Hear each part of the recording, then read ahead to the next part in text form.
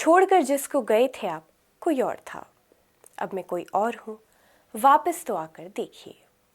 जावेद अख्तर, जिनको शब्दों का जादूगर यूं ही नहीं कहा जाता।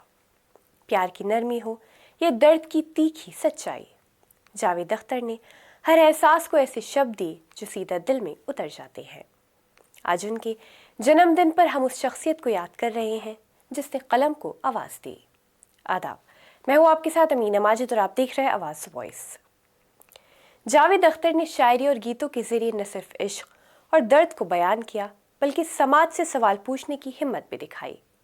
जावेद अख्तर सिर्फ फिल्मों के गीतकार ही नहीं बल्कि ऐसे लेखक भी हैं जिनकी किताबें समाज, इंसान रिश्तों और सोच को गहराई से छूती हैं।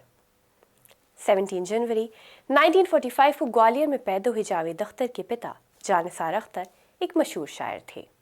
यही नहीं, उनके दादा मुश्तर खैराबादी भी शायर थे और उनके दादा के बड़े भाई बिस्मिल खैराबादी भी शायर ही थे। वही जावेद अख्तर ने अपने करियर के शुरुआती दिनों में असिस्टेंट डायरेक्टर के तौर पर भी काम किया।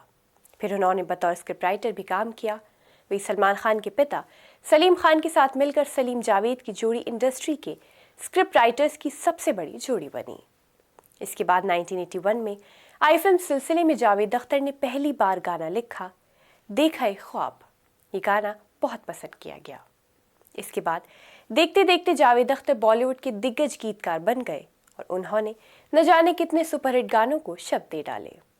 शुरुआती दौर में जावेद अख्तर ने कमाल अमरोही के साथ भी काम किया। वह महीने में सिर्फ 50 रुपए कमाए। संघर्ष के दिनों को याद करते हुए वो डॉक्यूमेंट्री एंग्री यंग मैन में बताते हैं कि मैं कुछ दोस्तों के साथ रहता था। रेलवे स्टेशनों, पार्कों, स्टूडियो परिसरों, गलियारों, बेंच वगैरह में सोते थे। कई बार तो वो दादर से बांद्रा तक पैदल ही जाते थे क्योंकि उनके पास बस का किराया नहीं होता था। कई बार तो उन्हें याद आता है कि वो 2 दिन से कुछ खाया नहीं करते थे। जावेद अख्तर की रचनाओं में प्यार, समाज, राजनीति, धर्म, इंसान की सोच और आत्मसम्मान जैसे टॉपिक साफ नजर आते हैं। यही वजह है कि जावेद अख्तर को सिर्फ पढ़ा या सुना नहीं जाता बल्कि महसूस किया जाता है। उनके शब्द वक्त के साथ बूढ़े नहीं होते बल्कि हर दौर में नए मायने ले आते हैं।